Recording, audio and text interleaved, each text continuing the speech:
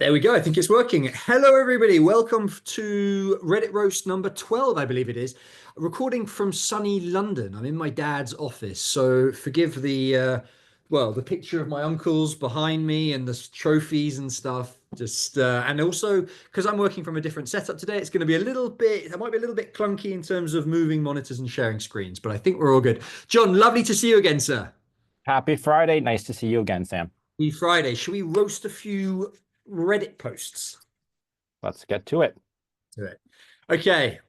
First profile. Well, actually, overall, this week, interesting session this week. We have a guy who's working on projects to reduce drunk driving accidents. It's pretty interesting. We have somebody with a perfect GMAT score. A perfect GMAT score, John. 805. Incredible. We have the most overrepresented of applicants, the white male investment banker. We can talk about how he can maximize his chances of MBA admission. Starting with the first profile, John, the request is to brutally review my profile. All right. I want extra brutality from you today. Recommendation for admissions consultants. We might be able to help there. In between jobs right now, want to pivot into the energy sector in San Francisco Bay Area. Okay. Hi, folks. Would love your take. I'm looking to apply to MBA programs with a focus on energy and sustainability. So, energy and sustainability theme, John. I want to stay in the West Coast, currently based out here. Great. Please recommend admissions consultants too. Okay. Biggest caveat is I'm currently unemployed. So we can touch a little bit about the unemployment, specifically since December 2024. So we're recording in May 25. So that's about 6 months or so. Figuring out long-term plans, currently doing unpaid work as a VC scout. Okay. Profile overview, John. Demographics, US citizen by birth, but grew up in India. Indian female, currently based in San Francisco. Academics, undergrad from a top Indian engineering school. GPA was only 6.1. 2 research papers, 40 plus citations. Low GPA was due to a death in the family. Okay. GMAT is 730 in the old test. 4 years of work experience. 1.5 as doing strategic analytics consulting in India. 0.4 at another analytics firm in Austin, Texas. 2.5 years in a Series D startup in the agentic AI space, but it's currently unemployed. Extracurriculars, founded a nonprofit during undergrad, chief marketing officer of my undergrad alma mater in the Bay Area, Toastmasters, passionate about animals and children's education, donate and fund multiple programs in India. My strongest value system is giving back to my community, hence wanting to go into energy and sustainability. Goals, short term, want to work at an energy startup, maybe go to market in clean tech. That's interesting. I'm sure you'll agree, John. Long term, private equity targeting the energy sector or venture capital in renewables. Dilemmas. Will I get access? Will I get admits? Concerned about GPA and concerned about unemployment. So, John, let's start with an overall high level profile overview, please. How do you see this profile? Well, Sam, I know OP is looking for a strong roast, and I think there are merits to their profile worth mentioning, and I'll be as fair as just as possible. Starting with the academics, I think the GPA, well, I know the GPA is not ideal, but as we all know, a 10-point CGPA is more forgiving, given schools do not incorporate these into their averages when they report to rankings institutions. Certainly mention the debilitating circumstance in the optional essay. Sorry, OP, to hear about the death in the family. A 730 is solid for T10s and T15s, less differentiating for M7s, especially among the Indian American demographic. That's academics. Professional, look, I love how her first job had really set up this neat melange of engineering, sales, and business. And though she's not technically employed, she's doing something in her time that is valuable. And I think as a VC scout is definitely a memorable one that will set her up well for her goals. Love the ECs. That's the professional. Demographics, US undergrad, US citizenship with an Indian American background is relatively an overrepresented minority, but not as much as it would be if you were an Indian applying from India. So net still a little bit of a challenge to wade through. Goals wise, PE can be a little bit far-fetched unless you can demonstrate the financial chops, you demonstrated during your time as a VC, although I'm not sure there's much of it as a VC scout. The interim goal makes sense though. So overall, there are some pretty challenging spots in her profile. The GPA is probably the biggest one, followed by maybe the unemployment. But again, she's doing something meaningful with her time. And I think the optional essay would be a fantastic spot for her to talk about both of those things. I think you're right. I think the optional essay is going to be doing a lot of lifting for this applicant. One, write about the GPA, right? Explain why your GPA was 6.1. Explain the death in the family. Explain the circumstances. Explain how that affected your studying. Specifically, how much time you had to take out, when you had to travel. Make that very, very clear. And then the other thing is being unemployed. The optional essay is also a good spot, I think you'd agree, John, to Hmm. explain why you're unemployed. In other words, it wasn't a performance issue. Maybe their business shut down a particular team, etc. And Yeah. by the way, your recommenders can vouch for that as well. Yeah. And also to explain what you've been doing in that time. Hmm. In this case, this really cool VC scout, we don't know how much that has actually, how much value has actually been created there.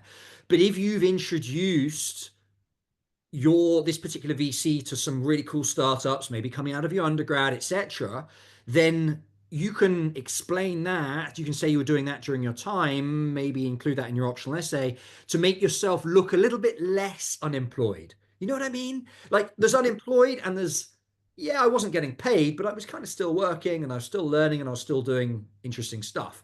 So the optional essay is going to be super important.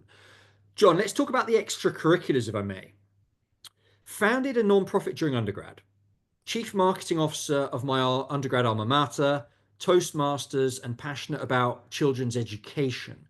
I would like to start here by saying that I don't want to sound too cynical, but every Tom, Dick, and Harry that I've come across in India has had some sort of education, non-profit exposure. Teaching underprivileged children is just such an overplayed narrative now from the Indian demographic that I would say this line, yeah, almost forget it. Don't write about it. I think the focus should be on the contribution back, the giving back to the alma mater. That is beneficial. It's cool. It's a cool set of skills you're demonstrating. But B, it might also show the schools that you're the kind of person that stays involved with your school after you graduate. And Hmm. obviously, that's something they like to hear. John, am I on the right track? Certainly. Look, if you were filling out the application form, and most schools only have limited slots available for you to talk about your extracurriculars, and most schools ask you to rank them, the this education angle and the volunteer thing will probably fall towards the bottom. I do love her experience as a CMO of that club, during her undergrad days, though. That one sounds very, very substantive. Yeah, I like that a lot. Okay, the other thing that I like about this profile, John, is the goals. In your review, your evaluation, you seemed a little bit less excited. So I want to let's touch on this. For me, what I like is that the this working in energy startups seems to be a really good stepping stone Hmm. for the VC in renewables or PE targeting the energy sector. In other words, there seems to be quite a logical sequence of Hmm. achievable transitions, which I think Yeah. that readers will like. Um, I think there's maybe a little bit of a question mark over about why sustainability. Like it Hmm. doesn't look Hmm. like there's that much in the way of sustainability in the background, if any. So if OP can explain why sustainability, oh yeah, currently working with a clean tech venture fund as a VC scout. There you go. So the VC scout is the step one in the story. Then the MBA, using the MBA to pivot into an energy startup, and then later pivoting into VC or PE in that sector. To me, that's quite a logical sequence of goals, John. Don't you agree? I do. I think, look, you know, AdCom's jaws tighten when they see VCs in general, even if you're already a VC scout. I think that's just a reality of how people see it. And then, when people think about PE, they typically want to see prior substantive concrete experience having done some sort of banking. And I have no doubt that OP has experience, has exposure to a lot of this.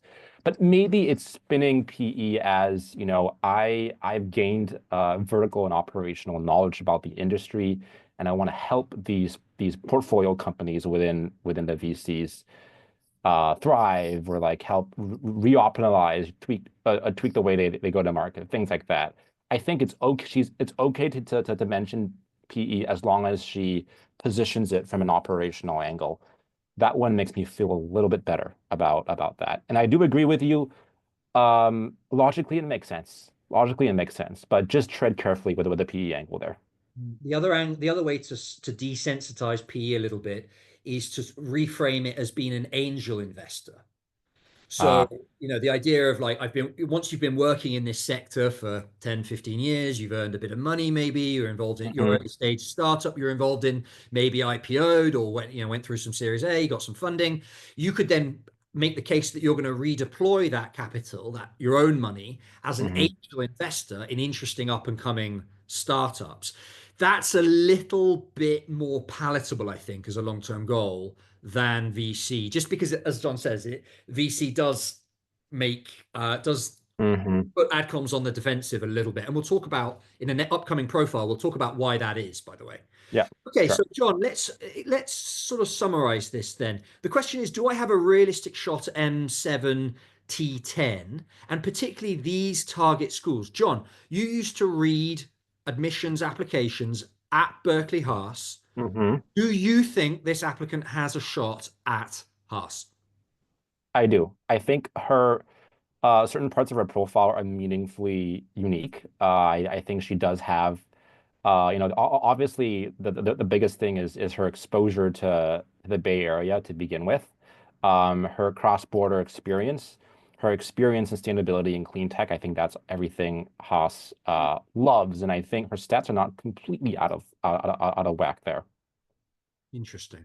Okay. And then the next question OP is asking, which is which is buried in the title, is around admissions consultants. I will jump in on Hmm. this one, I think. There's a couple of factors at play, OP, as you decide your like choose who to work with as an admissions consultant. One key factor is obviously exposure to the schools you're targeting. John did his MBA at Berkeley Haas and was involved in the admissions process at Berkeley Haas, which I think is your top choice of school. We know from experience, John has also worked on plenty of applicants to UCLA and USC Marshall because of the obvious geographical fit. I would strongly recommend you get in touch via samweeks.com and book a meeting with John directly via the website. And you guys can go into a bit of detail about what that application process might look like, what hiring a consultant might look like, and what would be involved. John, should we move on to the next profile? Yes, please. Excellent. So, profile two is focused on Foster and Marshall. Hi, just wanted your opinion on my chances of these schools. LBS, INSEAD, Oxford, TEPA, ASU, and UCLA are some I'm interested in. Any other recommendations? Welcome. I have 3 years of work experience this September. Was looking to apply next year. Once I have 4 years under my belt to get my PE license and have the chance to visit schools. Is the extra year worth it? Interesting. We can talk about that. Stats. Top 30 university undergraduate, civil engineering, 3.04 GPA, which is a little bit on the weak side, but a GMAT Focus Edition 685, which is solid. Work experience, 1.5 years of design experience in the Department of Transport, public sector. 1 year working on safety projects, John. I like this. 1 year working on safety projects in underserved communities in drunk driver accident prone areas. There is a great story there. I just know it. 6 months working on major design projects, 1.5 years construction experience, 3 projects totaling over 200 million. Basically, a really strong construction engineering background. Does this experience in only public sector impact admissions chances? Would private sector experience help? We'll talk about that. Letters of recommendation seems to be absolutely fine. Doesn't have any extracurriculars. John, no extracurriculars. Cites working 12 hours, 6 days a week. So a lot for us to get our teeth into here. Mhm. John, let's start with a profile overview. How are you seeing these stats? I like this profile overall, Sam. Let's start with the academics. Look, the 3.0-ish GPA is not the best. I'm sure there's a story behind it, and if so, OP would do well to talk about it in their optional essay. The 685, though, is strong from a T30 undergrad. I mean, a 685 and a 3.0-ish GPA from a T30 undergrad is somewhat of a reprieve. LBS may take issue with it. I think the other schools may blink an eye with that combination. Professionally, look, OP's concern about the public sector experience, I don't quite see it. I don't see it as a minus in my books. I think if anything, it helps talking about the unique people, the leadership dynamics, the hoops OP had to cross to get things done. I don't know enough about the professional engineering licensing to be able to opine. I think it would help definitely if OP were applying to a dual degree program where that technical master's would value the PE a little bit more. Tepper on that list has a dual civil engineering and MBA program. And keep in mind that some of these schools look at apps separately and some of them look at it together. So worth looking into. Demographically, not specified, so we don't know much there. Goals, not specified, but worthy to look at some construction-related goals. I've seen a handful of folks apply with a similar angle during my time as a reader. And Sam and I each have worked with people with similar kinds of narratives. Lastly, I think the drunk driving thing is an interesting project. Definitely great fodder for story. Sam, we can talk about how that translates to a narrative in a little bit. Yeah, my juices are flowing there in terms of narrative creation. I like it a lot. Okay, start about the timing, John. Let's get this out of the way first. So he has OP has 3 years of experience, and thinking about waiting a year to one, get the license, and two, visit schools. So let's Mhm. let's answer this question clearly. Do you think OP should apply this year or next year or both? I think it's worth applying both years. I think the school visits will help. I think demonstrated interest is a thing, but schools But don't hang on, really. OP can. We're in May now. And OP has June, Right. May, June, July, August. Has 4 months. Can probably squeeze some visits in anyway. No. Of course, yes. And look, even if you don't visit these schools in person, look, and online, there are many great online events, and schools don't discriminate against those who aren't able to make that visit. That's just typically unfair to expect folks to. The calculus is different if you live in New York City and you don't make it to NYU or Columbia. I would be pissed. But yes. Okay. Yeah, I'm thinking apply this year and Yep. don't worry about the professional engineering license too much.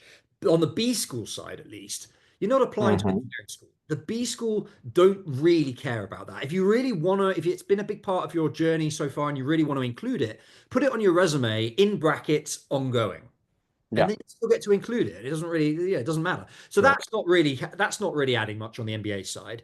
And in terms of visiting the schools, you've got 5 months. Get on with it. Just get Hmm. on with it. Go and do it. Like maybe not all of them. Maybe you want to prioritize. Maybe you want to pick two or three that you really want to focus on and go and visit those. Maybe that you can be smart about how to visiting certain cities and seeing multiple schools at the same time. Whatever. But you've got plenty of time to go and just do the visits. That on its own is not a reason to delay. I think Hmm. we should just get on with it. That's my Yeah. approach. Um, Yeah. seem like those are very good, very valid reasons to wait. Okay, so that's on the timing side. Extracurriculars. John, what do you think when you see somebody who has no extracurriculars whatsoever because they've been working in their job too much or a lot?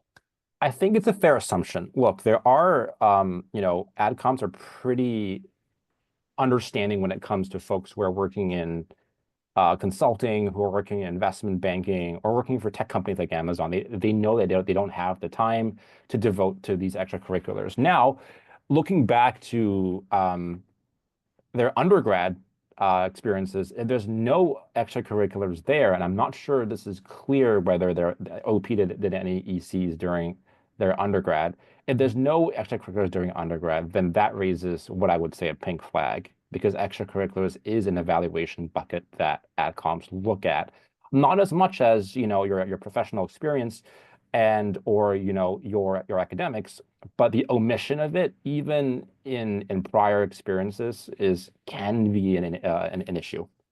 I think you're being too diplomatic there. For me, that is an immediate pink flag. Why do I say that? Look, I work with applicants from all kinds of industries, right? The investment bankers, they're working Mhm. 12 hours, right? The consultants who are traveling Monday through Thursday from hotels, they're working 12 hours. There's heaps of people working 12 hours. And the 6 days Yeah, a week thing, that maybe is an issue for GMAT studies, but extracurricular, yeah, I'm not so sure. Look, the people who get into top business schools work serious jobs and they find a way of doing something outside of work. And I'm afraid that's what it is. So, yeah. OP, if I was in your shoes, I would find something pronto. Again, you've got 5 months to get your profile to where it needs to be. You've got till September. Find some extracurricular that somehow aligns with your narrative. There is this story here around doing safety projects and drunk driving, accident prone areas. Find an extracurricular that somehow relates to that. In these underserved communities, for Mhm. example, find something. And Yeah, even if you haven't done it that much, then just don't mention on the resume exactly how many hours you were doing it for, yeah, yeah. but add it in. That gives you something to write about. A lot of these schools are going to ask about your life outside of work. And right now, it sounds like Hmm. you don't have a life outside of work. Hmm. So you're going to Hmm. struggle there, right? Booth, Yeah, me too. What do you do outside of work? You're going to leave it blank? No. yeah. You're going to Yeah. do a little bit of extracurricular work in the next few months, and you're going to give yourself enough to write about. That's my view on that. John, I might be being a bit too harsh. No, that's why we have there are two of us, Sam. It's a yin and a yang. Um, I okay, well, you know, I mean, pink flag aside, I mean, I do agree with your approach. Find something in the next few months that could look like working with your local municipalities, drawing up proposals, finding ways to give talks, even tutoring. I mean, something, right? Something, preferably something that connects to their goal and interest. But obviously, schools love weird hobbies and interests too. So maybe find something that you like to do on the side and just make it a hobby, or find a way to substantiate it, so it becomes a thing versus just like, world traveler, 10 countries. Or Jim. Yeah. The boring ones. Okay, cool. I think that's clear. So now let's talk about schools. Last point on this. So Yeah. John, I worked with a client last year who Hmm. was an engineering slash construction narrative, very similar. Yeah. White American male, which I believe we do we have that information? All we have is American. Anyway, comparable profile, who Hmm. was admitted, and I did a bit of digging before this session because I think OP will be interested in this. Profile very similar in terms of scores, stats, etc. Was admitted into Tuck, Ross, Darden, and Kellogg. Did not get into Wharton or Duke Fuqua. Hmm. So that's Tuck, Ross, Darden, Kellogg, yes.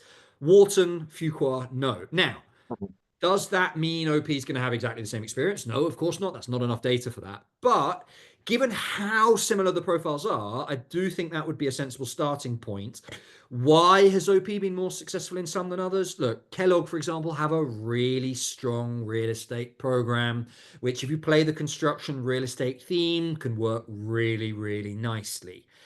Ross has similar, etc. So I would just start with those schools. I would throw them out there. One other thing I would say, which is I think is interesting here, John, is there is this mention of European schools, INSEAD, Hmm. Oxford, LBS. As an Oxford graduate myself, I do think OP would be, the school would be interested in Hmm. profile.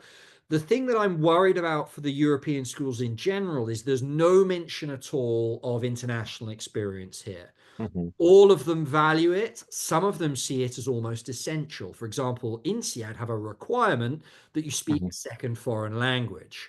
Hmm. And there's no mention of that at all here. So I like these, I'm sort of cautiously optimistic on these European schools on the list, but they will require certain things that aren't discussed here. And I don't know whether OP have Yeah. language, for example. So cautiously optimistic on that. John, what do you think about schools? Good list. Answering your question with another question, which is a very MBA thing to do, Sam. What are your thoughts on dual degree programs? Because, I think OP's technical background could be a really interesting sell proposition for Michigan has a dual degree MBA and construction engineering, right? There are different flavors of civil engineering. You can go into construction engineering, you can go into real estate. Finding a narrative that works would obviously help. But, as I mentioned prior, some of these programs evaluate the application independently in each of these schools and then come together. Some of them have a dedicated person looking at the dual degree program. So, yeah, I think OP should consider it, but would love to hear your thoughts, Sam. I think this is one of those cases where just submitting a dual degree application on its own will be a good look. Yeah. Will be a good look. There is, as you say, a very, very strong case for the engineering side. Even if OP didn't necessarily want to do that extra stint at the school, because obviously a dual degree is going to take longer, it might just be a good look to submit that application as well. And from a Hmm. strategic perspective, there are, this is a very hardcore construction engineering set of experience. I think that Hmm. side of the application might even be stronger than the MBA side, and it might Hmm. drag up the MBA side, MBA application as Yeah. well. Might look good on the MBA application as well. Obviously, not all those schools have dual degrees, but I'm aligned with you on that. I think that's a really good idea to certainly something to research. Hmm. Yep. Right. Good. All right. Well, on that note, I think let's move on to the next profile. John, we have somebody who is laser focused on MIT Sloan. I like that. I like that focus. Hello, I'm considering applying to a number of schools. Dream is MIT. Based on the information below, do I have a chance or is it all a pipe dream? GMAT Focus Edition of 725. OP says might be able to improve it further. Okay. Undergrad GPA 3.8, top 10% of the class, finance major, state school, CFA charter holder, aged 23. Nice. Winner of 3 international business case competitions during undergrad. Okay. Worked 3 years, 3.5 if you count internships. So far in investment management. One promotion from analyst to senior analyst. Demographics, white male, middle class, presumably American. I would really appreciate recommendations on what I can do in the meantime to bolster my application. Okay, so between now and the fall cycle, so this is like a 5 month gap, what should I be doing? Wants to know, particularly MIT. Right, John, high level profile overview for you. What do you think? Well, as an MBA graduate, I learned to practice empathy. I think, the laser focus on MIT is a ambitious goal, but one of my best friends applied to a singular school with just MIT and he got in. So I cannot opine objectively. All right, so going through the profile academics, a 3.8 from a top school, finance with a CFA charter holder and a 725, which is like a 760 plus. What more can you ask? I think that's a pretty good academic profile. I think it's super solid. I think, even for a school like MIT. Professional, pretty solid as well. I think everything makes sense. 1 promo in 1.5 years. Given that OP is applying, with 3 years in tow currently, it would be more compelling if OP had a second promotion before they applied. But as it is today, pretty I would say fairly solid. I think it will come down to the reputation of the firm and the impact that OP has had in their role. Demographic, white male in finance, that's a little bit challenging, of course. And then goals wise, well, we have a twofer with the VC thing. You're gonna know what I think about VC goals, Sam. I think AdCom's jaws will tighten a little bit when they see VC. I think PE makes a little bit more sense. We can talk about alternate ways to reposition what VC could be, but as it stands today, OP would do best to tread carefully here. Conclusion, based on this initial profile read, I think MIT is within reach. For other entrepreneurship focus, there are other schools that come to mind. We can talk about that as we tick through this profile. Hi. Nice, thank you. I was just looking through the comments there because we've got this point about goals. So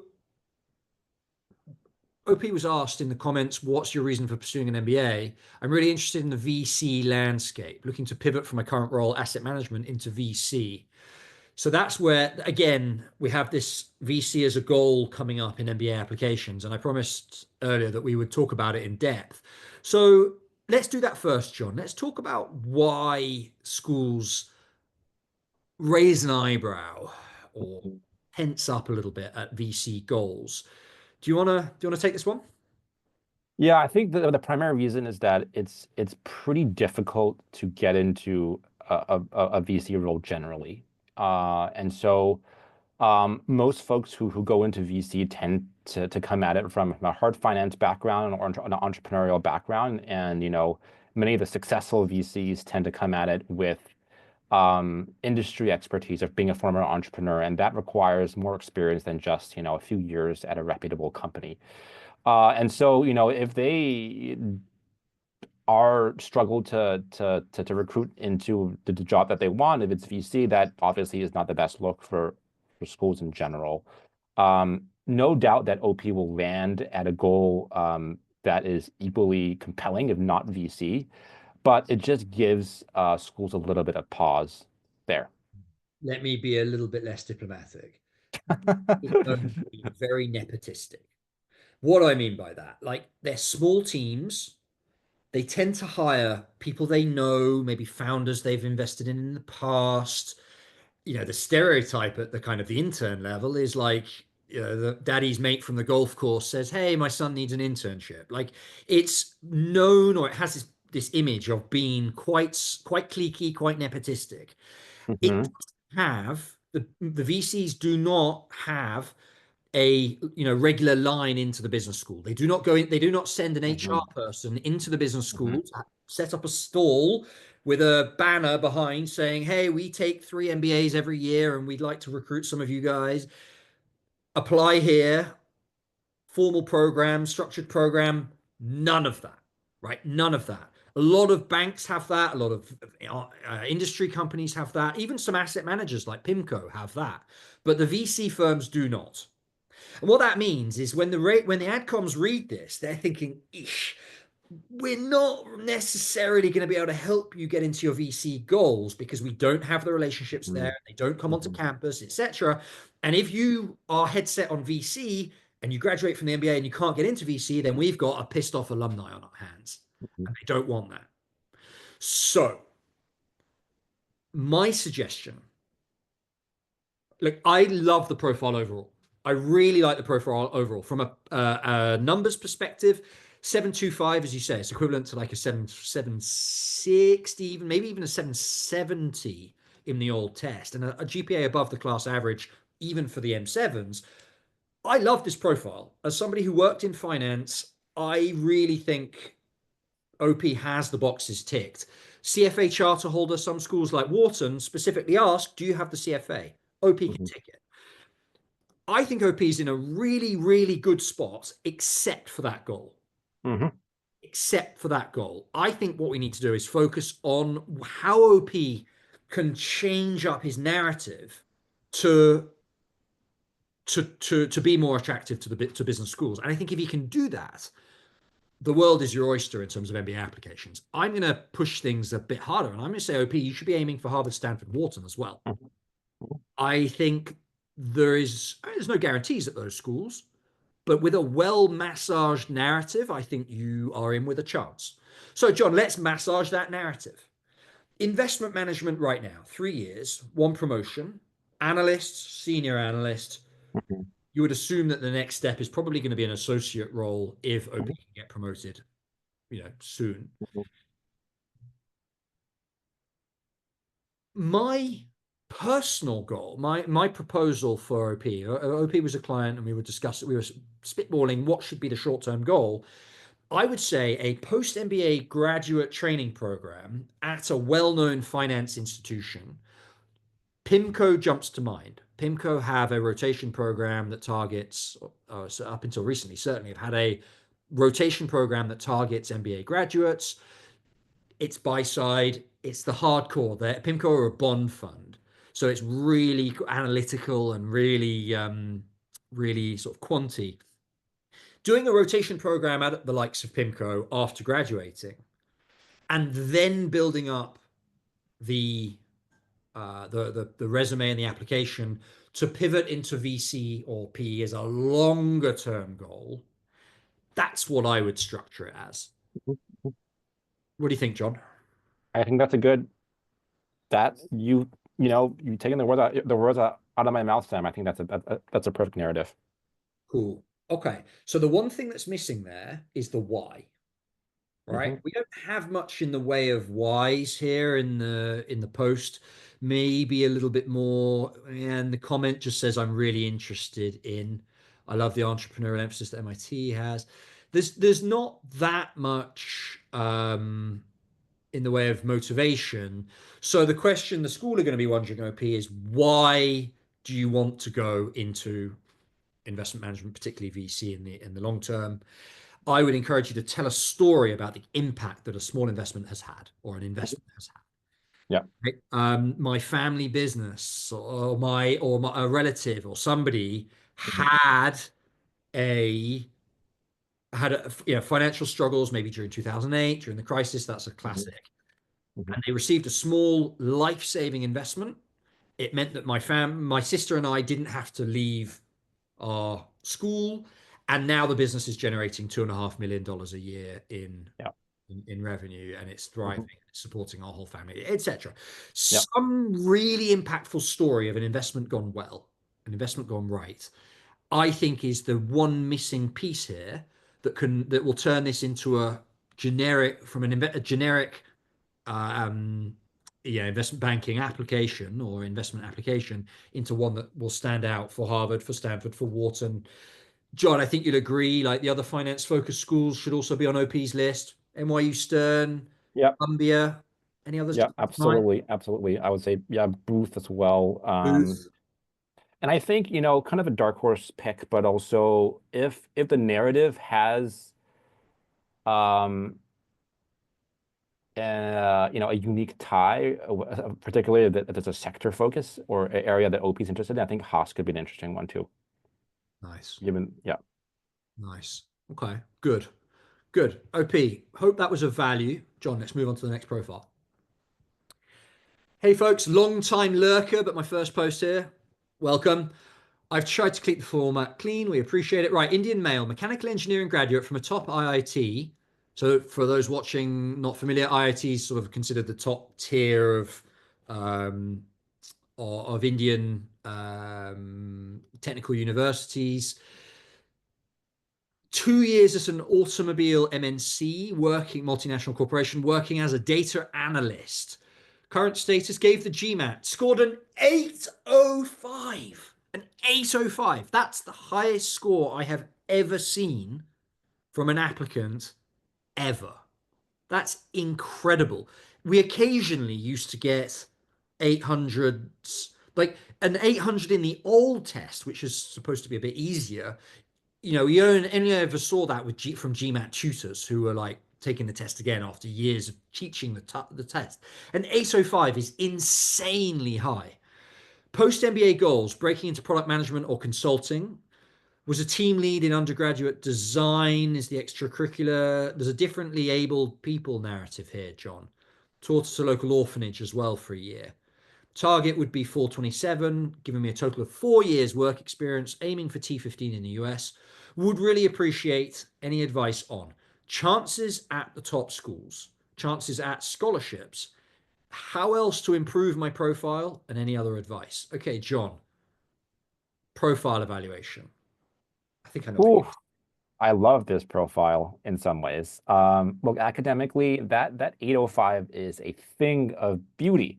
Not just that, but also graduating from a top tier IIT. And for context, schools do look at tiers of IIT. There are many different IIT locations, the top ones being, Kharagpur, Bombay, and Madras. Tier two could be something like a Hyderabad. So, and a pretty, strong major too, right? I think combination of that makes OP unquestionably uh, extraordinarily unique in the academic tier, even among an ORM demographic. So love the academics, no question about it. Professionally, uh, can't opine too much, but 2 more years with some leadership experience and impact will help round out OP's role. I do like the ECs. Early signs of mentorship is definitely a plus. Demographic, as I mentioned, ORM, but OP is at the top of the pyramid when it comes to academics. So no issue there at all if this is going to help. And then goals, product management and consulting. That's what we see a lot of that, Sam. And I think if you're gonna write that goal down, be really purposeful about what brand, what flavor of consulting or product management you're interested in, and have the narrative really feed into that because that's going to be really undifferentiated among the top schools. We can talk about what that could look like, what that narrative could look like, but that's my early read on OP's profile, Sam. Excellent. Thank you. I'm just imagining from the school's perspective, when they publish the range, they Oh often yeah. publish things like the average GMAT and Mhm. range. I think the schools would consider this profile just so that they could put on their range Oh, yes. Yeah. 805. No, Yeah. it's bragging rights for them, right? Yeah. Um, okay, I think that there's a narrative here that I'm starting to take shape, right? 2 years as an automobile at an automobile MNC. So I am assuming that's like a Ford, Hmm. Volkswagen, or a Mercedes or whatever, working as a data analyst across teams. So has had rotation and a bit of exposure. That promotion is a good on its own is a good enough reason to wait. That promotion coming up will take you to what, 3 years maybe? Hmm. Is Hmm. one promotion, 4 years of work experience and matriculation. That's like your perfect moment to apply, really. Yeah. So I love the timing, and I do think OP is on the right track there in terms of aiming for 427 with 4 years work experience. I like that a lot. So back to this narrative. So this is the bit that jumped to mind for me was a team lead in undergrad driving design and development of assistive technologies for elderly slash differentially abled people. Okay. There is a story here around, right, the automobile MNCs are really focusing on self-guided cars, for example. That obviously has a huge impact on people who are differently abled. For example, Hmm. people who fail the eye test for whatever reason Hmm. have Hmm. bad visual, bad sighting, can't travel. Self-driving cars can enable them to travel, for example. If you could piece together a narrative around differently abled people should be able to travel. During my Hmm. undergrad, I was involved in designing assistive technologies to help them with X part of their life. Hmm. In my work, I was involved in a project to move our MNC into self-driving cars, for example. And maybe that's just one of a few different projects your OP was involved in. That doesn't matter. That's enough for a now. Hmm.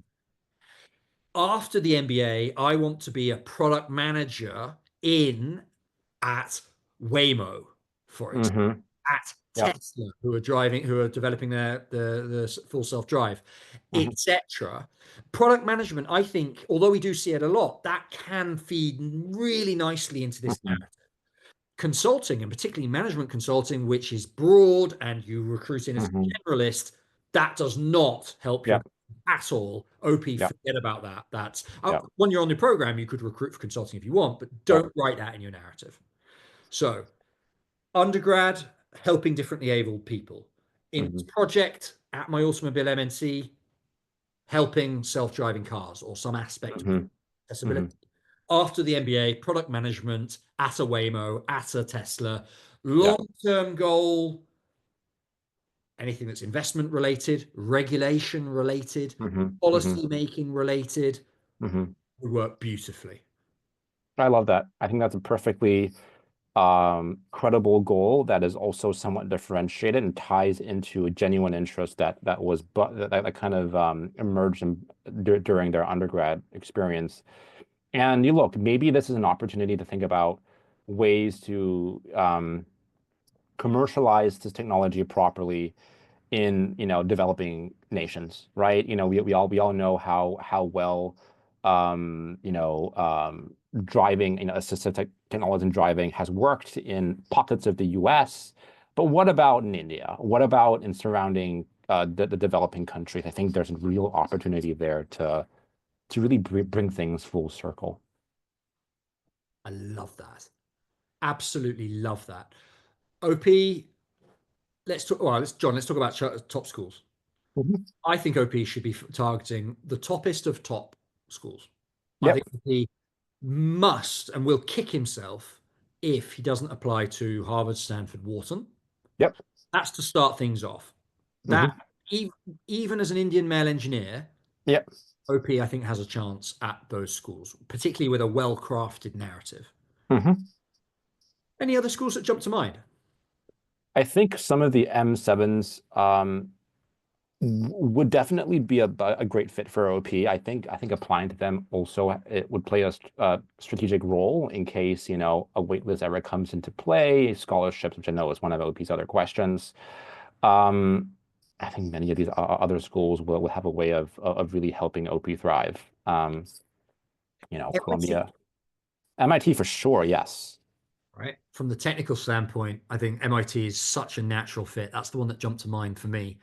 Um, I think if just throwing it out there, if OP was wanting to broaden out the profile, the application pool away from the US for any sorts of visa reasons, etc., OP could consider also the European schools. Hmm. They would also lap up this profile. They would also love Hmm. it. I can see. I don't know whether that's a question, whether that's something to bear in mind, but Yep. just a factor. Okay, last point on this question. What can OP do in 1 year and 5 months to strengthen his profile? What do you think, John? Look, I think finding a way to be, I'm sure, I mean, OP demonstrated a lot of entrepreneurial drive during undergrad. What is another way that he can be entrepreneurial currently? Can you incubate something on the side? Can you seed a new project at work, introduce new problems that weren't problems before and finding innovative ways of solving them? I think that's going to be great fodder for schools like Stanford and MIT. And then this is obviously challenging that to do now, but considering ways to gain international exposure, either if this is an MNC traveling or spending more time abroad at the client site or at the at the HQ, or exploring different technologies at other countries. I think all those can be meaningful ways to add nuance to an already rock star profile. I would say the extracurriculars is the key within work. Shoot for that promotion, make sure that promotion comes through, and obviously, do a good job. Get good recommendations. That's one. Mhm. Make sure you should already know who your recommenders are, or start Mhm. laying up who they're going to be, and start really, really making a fantastic impression with those recommenders. That's one thing. The second thing is extracurriculars.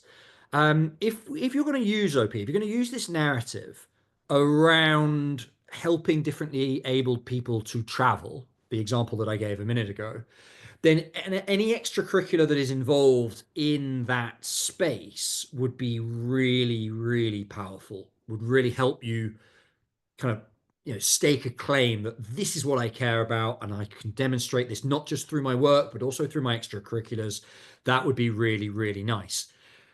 Perhaps linked to that is OP says he taught at a local orphanage. Now, I don't know if that's an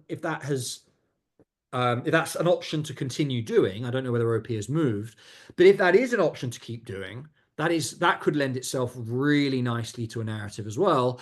And what you could do in a year and a half is kind of formalize that experience. If you taught for, like, I don't know, imagine like a couple of classes, for example. Well, now what you can do is go back, get yourself close to whoever's running that thing. Say, I want to take this class on a regular basis every Monday for the next 6 months. Do that enough to really build up a relationship with the students and get to know the kids and build that trust with them so that they open up about their experience. Obviously, dealing with vulnerable children is something that requires a huge amount of emotional intelligence and empathy, which the business schools will love. One Mhm. idea, as we talk about this orphanage, John, one idea that jumps to mind is a client who wrote about working with, like, teaching at an orphanage a couple of years ago, who got into Booth by writing that in their anything outside of work essay. At essay two for work for Booth.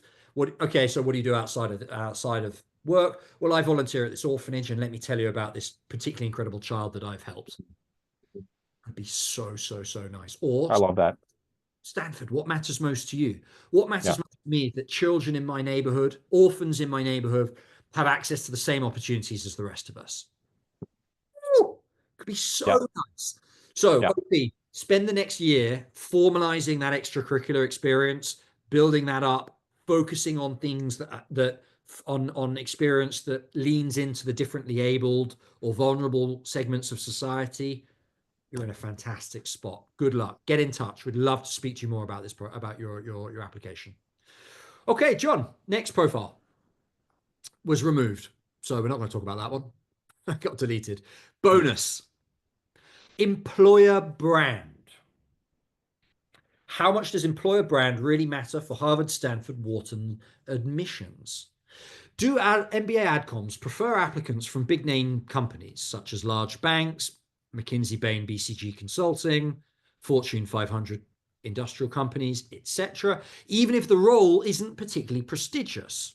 I'm Mhm. asking because I know someone who worked in an ops/administration role at one of the largest banks and got into Wharton and Stanford.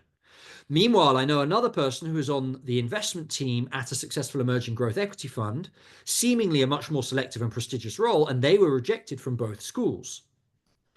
In case you're wondering, the investor had a higher GPA than the ops person too. Obviously, admissions aren't just about stats, but this has made me wonder, how much do Harvard, Stanford, Wharton weigh company brand value versus the substance of someone's role? Would love to hear any insights. Right, where to start? John, dive in. Sam, I suspect you'll have a perspective on this, given you've come from this industry yourself. I will opine just based on what I've seen. And this is by no means a definitive reflection of what HSW thinks. Look, what I think is that, you know, coming from a well-known brand, it makes it easier for schools to understand, the substance behind the role a little bit better.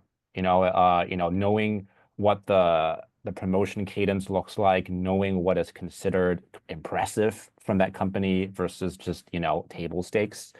A lesser known firm can certainly break through the clutter, but applicants will need to work harder to establish the worth of that company in the industry, whether that's, the strength of the clients, the employees who came from notable places from top companies, who graduated from top schools. And so the emerging growth equity firm probably falls into that bucket, and probably that person didn't do a worthy enough job explaining, why this firm was truly successful beyond their role in it.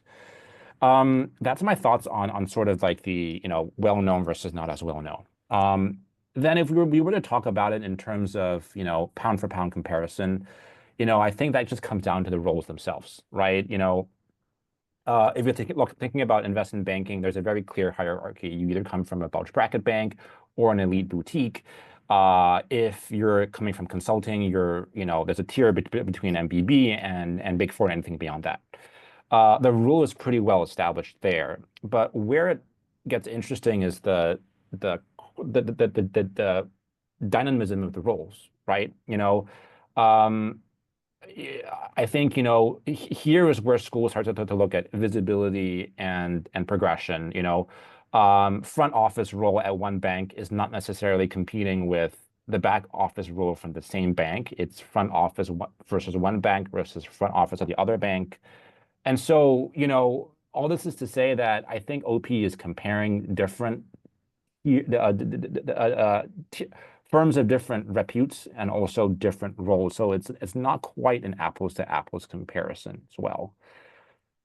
That is my diplomatic and long-winded answer, Sam. I'm sure you have thoughts. Please fire away. You're comparing apples to orangutans. It's just not, you can't do an A-B comparison. You've got two friends, you haven't got enough data, you've no idea what the other factors were between these two applicants. Yeah, they worked in, one was an emerging growth equity fund, the other one was in an ops admin role at a big bank. There's a billion other things at play here, right? You have no idea. Well, you don't even mention the GMAT, right? They could have they could have 100-point difference in GMAT score, and that's not even come up. That's going to be playing a factor, a huge factor. You don't mention anything about demographics at all. That could also be a factor. You have no idea, and even the applicant in theory doesn't have an idea about the letters of recommendation, right? Your successful emerging growth equity fund guy might have asked for a referral from from the janitor of his firm, and the janitor said his work's shit. So like you just cannot compare these two. There's too much going on here. That's the first thing. And then sort of being a bit more serious about it. There's so much at play here that we know for sure that this client did not get into Stanford because of an admin role. Right? So something has to be missing here. There is no way that an administrative ops role alone is enough to get you into Stanford. OP probably, not OP, sorry. This person probably had some incredible extracurricular, non-work focused experience, maybe a really unique background experience that is just not being captured here. So all of that to say for me that yes, brand is a factor. Brand helps the school. Let's say that the well-known company is a JP Morgan, for example. The school have received hundreds, if not thousands, of applications from JP Morgan applicants in the past. They know exactly what people at JP Morgan do, even in an ops role. They know what good looks like in that role. They have possibly never received another application from this emerging growth equity fund before in the past. They have probably not heard of the fund itself. They don't know what good looks like in that role necessarily. So they can't draw, it's not as easy for them to draw that comparison. Oh, I need a deep breath. John, over to you.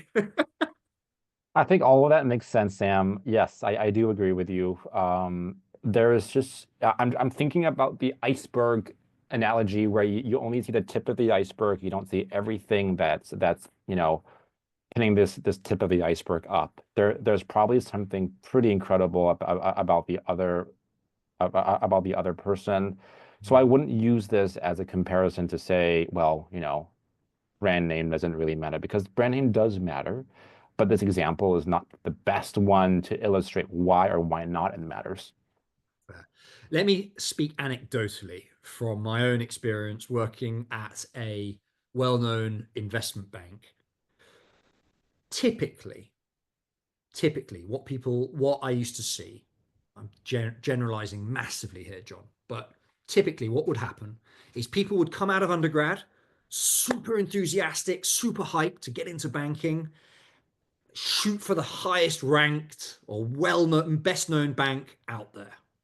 They do a few years of that, the rotation program, for example, like I did. And then they'd realized that life is about more than the brand of the company you work for.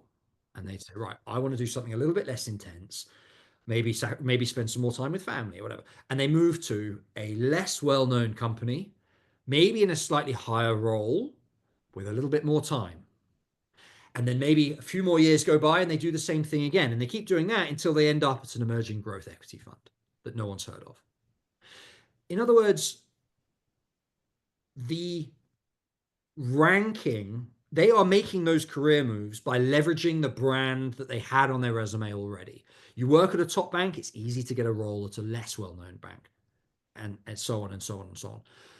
So yes, the brand counts hugely, and I would argue it counts not only in MBA admissions, it counts in the real world as well, and that's what's been reflected here. Yep, fair. There you go. All right, fantastic. Uh, last point, actually, last point I would mention is if you are watching this and you are working at a less well-known company, like an emerging growth equity fund that people haven't necessarily heard of, what we often do with clients is write on the resume underneath the title, underneath the name of the company, if it's a company that the admissions officers might not have heard of, write a short description of it. Write a short description of it. For example, emerging growth equity fund with 8 fund managers and $2.8 billion of AUM under management. Yeah, I think that's a great idea. That's what we do with all of our clients, Sam, with the ones who work for companies that are not as well known.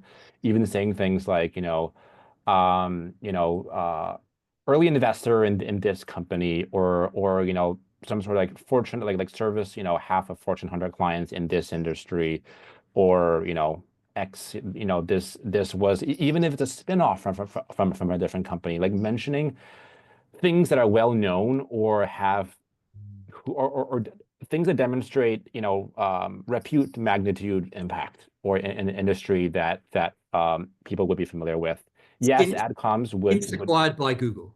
correct. Yeah, yeah. Exactly. Yeah. Good. Okay. Well, I think we've managed to balance being sassy with being constructive there. So that's nice. John, great to see you again. Really, really enjoyed that roast. Anybody watching, if you would like to have your profile evaluated, feel free to DM it to us or to Malvika, who is involved in commenting on these. Um, and also, if you're considering working with an admissions consultant, we are on May at the time of recording. We're the 2nd of May. Now is the time that round one application work starts. Now is the time that we are taking on clients for round one 2025. So if you're considering working with a consultant, get in touch. John, Roast, see you next week, sir. roast you later. Yeah.